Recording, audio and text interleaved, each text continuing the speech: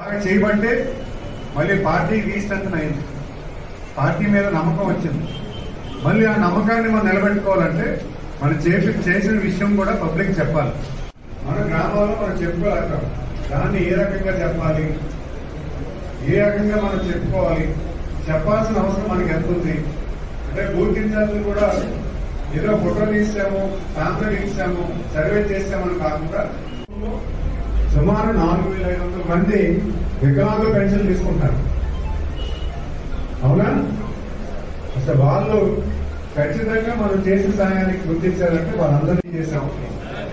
ఈ సంవత్సర కాలంలో మనం ఎటువంటి అభివృద్ధి మన గ్రామాల్లో తీసుకెళ్లాము, మన ప్రభుత్వం సంక్షేమ కార్యక్రమాలు ఏం చేసింది, అభివృద్ధి కార్యక్రమాలు ఏం చేస్తుంది, భవిష్యత్తులో ఎటువంటి పనులు చేస్తాము, ఇవన్నీ కూడా మనం చెప్పాల్సిన బాధ్యత మనందరికీ ఇవ్వడం జరిగింది. అయితే మనందరం కూడా ముఖ్యంగా గమనించుకోవాల్సింది ఏంటంటే 14 నుంచి 19లో చాలా అభివృద్ధి పనులు చేశాం. మనం అభివృద్ధి పనులు చేశారు. సంక్షేమ కార్యక్రమాలు కూడా 14-19లో జరిగినట్టుగా ఎక్కడా జరగలేదు.